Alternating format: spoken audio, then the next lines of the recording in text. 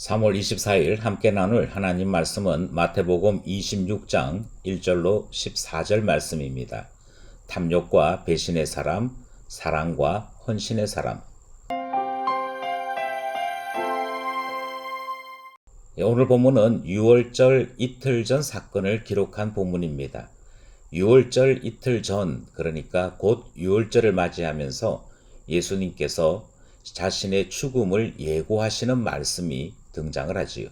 그리고 이 일은 묻힐 뻔했다가 가룟 유다가 구체적으로 이를 버림으로 실현하게 되어지는 그 과정을 오늘 본문이 소개하고 있습니다. 시작과 끝부분에서 대제사장들과 장로들의 이야기가 등장을 합니다. 그리고 이 이야기 가운데에는 예수님께 향유를 붓는 사건이 기록되어 있지요. 본문은 전체적으로 예수 그리스도께서 십자가로 더욱 가까이 다가서시는 모습을 기록하고 있는 내용입니다. 본문을 통해 그 내용을 살펴보겠습니다. 오늘 본문을 4개로 나누어 살펴보려고 합니다. 첫 번째는 1절로부터 3절입니다. 예수께서 이 말씀을 다 마치시고 제자들에게 이르시되 너희가 아는 바와 같이 이틀이 지나면 유월절이라 인자가 십자가에 못 박히기 위하여 팔리리라 하시더라.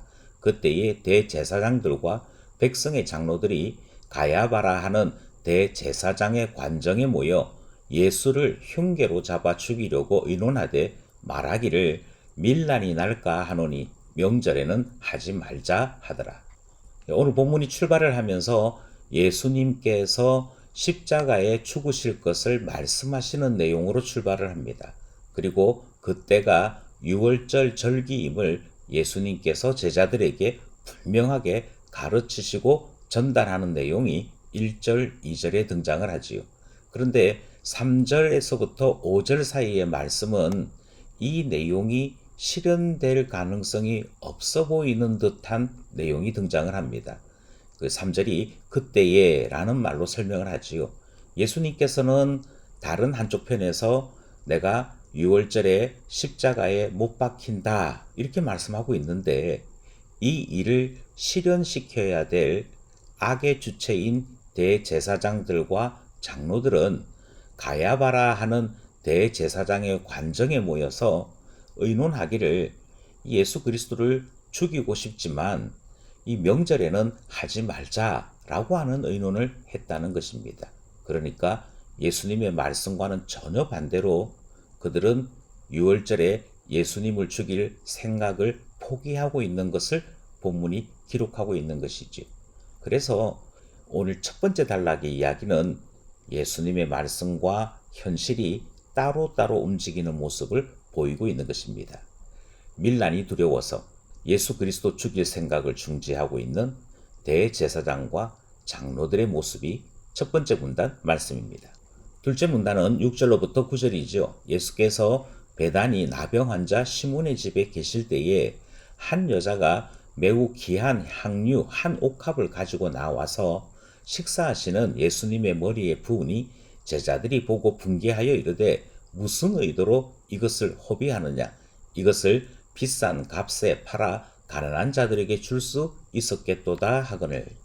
둘째 문단은 베다니에서 일어난 사건을 기록하고 있습니다. 베다니는 예루살렘에서 가까운 곳이고요. 나병 환자 시몬이라고 하는 사람의 집이 이곳에 있었다라고 기록하고 있습니다. 예수님께서 그 집에 계셨습니다. 그리고 함께 식사를 하는 중이었는데 한 여자가 나타나서 가장 귀하다 일컬어지는 향유 한 옥합을 식사하시는 예수님 머리에 붓는 일이 발생을 했습니다. 그러자 8절 9절에 제자들이 보고 분개했다. 분개한 내용을 9절은 이렇게 소개하죠. 그 비싼 것을 팔아서 가난한 자들에게 줄 수 있었으면 더 유용하게 쓴 것 아니냐라고 이야기하는 것이 등장을 하지요. 결국 이들이 보기에는 예수님께 향유를 붓는 것보다는 가난한 자들에게 먹을 것을 주는 것이 훨씬 더 귀한 일이라고 생각했다는 것이죠. 우리는 이런 생각을 인본주의적 생각이라고 이야기합니다. 이것은 오늘날에서는 윤리의 가장 기초라고 할 만큼 많은 사람들에게서 지지받는 생각이지요. 가난한 자에게 빵을 주는 것이 그 어떤 종교적인 행위보다도 귀하다 이렇게 생각하는 것이고요. 그런 점에서 복지나 인류애나 박애 정신이 신앙보다도 훨씬 더 가치 있는 것으로 여겨지는 시대를 우리는 살고 있습니다. 그래서 교회가 그 많은 헌금으로 얼마나 많은 가난한 사람 돕느냐, 이것에 많은 사람들의 관심을 가지고 있는 것이고요. 교회가 자기 배에 불러서 돌봐야 될, 마땅히 해야 될 윤리적인 일들은 하지 않는다라고 비난하는 사람들을 볼 때도 있는 것이죠. 하지만 오늘 본문에서 제자들이 분노한 이 내용이나 오늘날 많은 사람들이 교회를 비방하는 내용은 근본적으로 같습니다. 그리고 예수님께 향유를 부은 이 여인에 대해 비난하는 것도 같은 맥락에 있더라 하는 것이지요. 여기까지 둘째 문단입니다. 셋째 문단은 10절로부터 13절 말씀이지요. 예수께서 하시고 그들에게 이르시되 너희가 어찌하여 이 여자를 괴롭게 하느냐. 그가 내게 좋은 일을 하였느니라. 가난한 자들은 항상 너희와 함께 있거니와 나는 항상 함께 있지 아니하리라. 이 여자가 내 몸에 이 향유를 부은 것은 내 장례를 위하여 함이니라. 내가 진실로 너희에게 이르노니 온 천하에 어디서든지 이 복음이 전파되는 곳에서는 이 여자가 행한 일도 말하여 그를 기억하리라 하시니라. 앞서 둘째 문단에서 우리는 분노하는 제자들의 모습과 그들이 분노한 이유를 들었습니다. 그런데 10절 말씀을 보니까 예수님께서 그들의 분노, 그들의 행동을 아셨다라고 말씀을 하시고 그 제자들에게 가르치시는 내용이 등장을 하지요. 10절에 등장하는 예수님의 평가는 제자들의 평가와 전혀 다릅니다. 예수님은 도리어 이 여자가 내게 좋은 일을 한 것이라 그렇게 말씀을 하고 계시고요.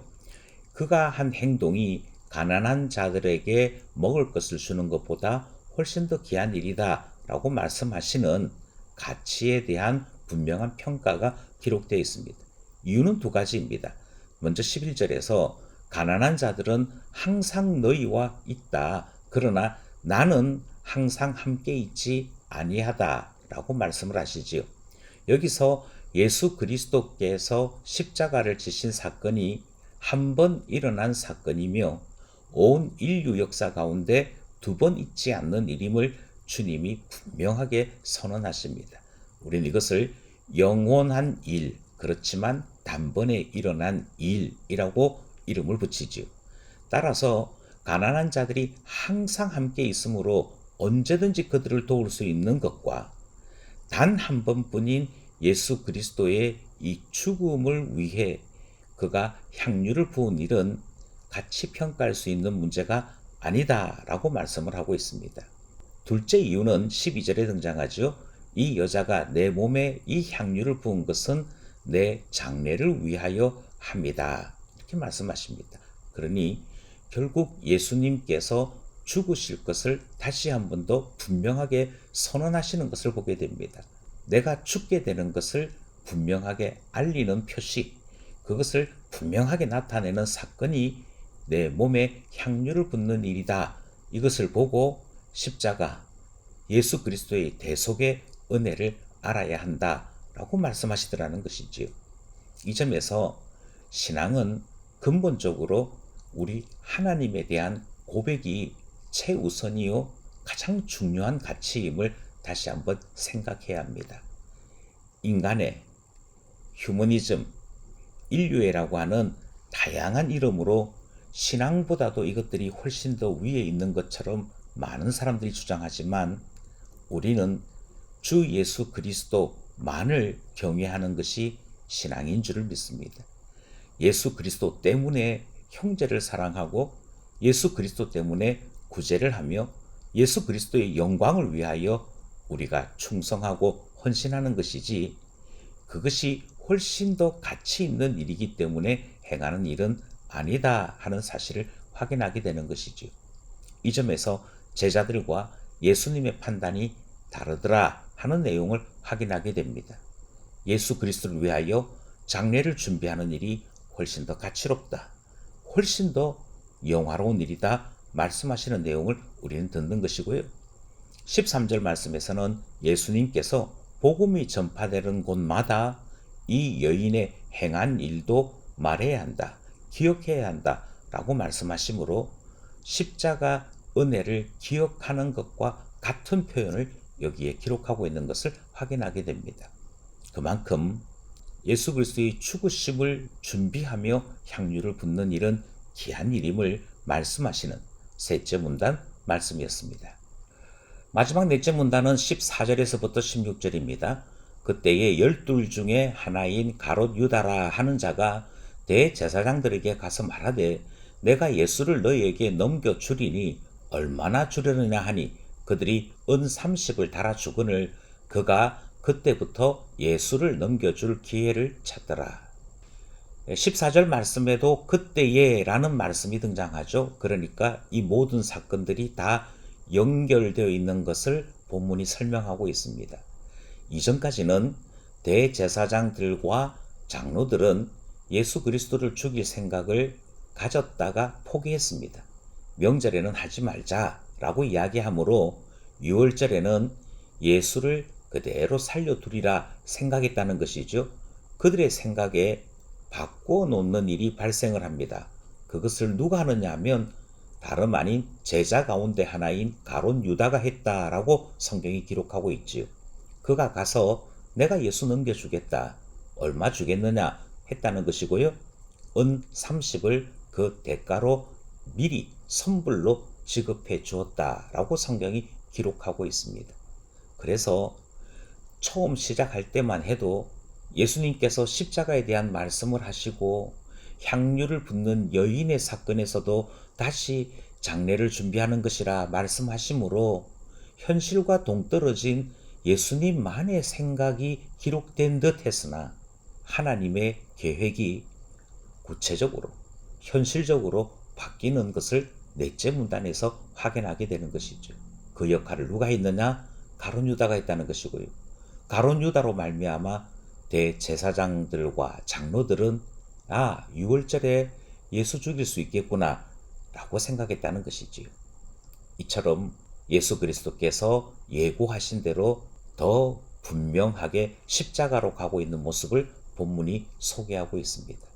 한 발자국 한 발자국 6월절이 다가오면 다가올수록 십자가를 향해 걸어가시는 예수님의 모습이 소개된 오늘 본문 말씀이었습니다. 오늘 본문을 따라 세 가지 기도 제목 함께 나누고자 합니다. 대제사장들과 장로들은 상황을 따라 입장을 결정하는 전형적인 세상 사람들의 모습을 보여주지요. 죽이자 했다가 밀란이 날까 두려워서 포기하고 마는 모습이 성경에 그대로 기록되어 있습니다. 이것은 세상 사람들이 가지고 있는 우왕좌왕하는 모습이지요. 그러므로 기도하기를 우리에게 경건의 능력을 주사 자고 우면하지 않게 하시고 주님의 뜻만을 쫓아 살아가는 신실한 신앙인 되게 해주십시오. 기도하게 되는 것이지요. 오늘날에도 인간애를 앞세워 신앙을 대체하려는 일이 일어나고 있습니다. 하지만 신앙은 주님만을 경외하는 일인 줄 믿고 확신하기에 기도하기를 주님만 경외하는 참신앙 배우게 하소서. 세상 것과 신앙을 바꾸는 일이 없도록 우리의 마음에 굳은 마음 주소서 기도하게 되는 것입니다. 셋째로 예수님께서 십자가로 걸어가시는 것을 우리는 본문을 통해 더 분명하게 봅니다. 그리고 이 일에 가롯 유다가 미혹에 빠져서 악한 도구의 역할을 하는 것도 보게 됩니다. 영적 미혹에 빠져서 스스로 오판하고 만 것이지요. 그러므로 우리 하나님 앞에 기도하기를 우리의 영혼이 가롯 유다와 같지 않도록 저희들을 이끌어 주십시오. 기도하게 됩니다. 영적 미혹에 빠져 악을 선이라 오판하는 일이 없도록 은혜를 달라 기도하게 되는 것이고요. 언제나 진리 안에서 행하는 하나님 자녀로서 살아갈 수 있도록 우리에게 주의 이끄심을 베풀어 달라 기도하게 되는 것입니다. 오늘도 말씀과 기도로 살아가는 우리 모두 되기를 소원합니다.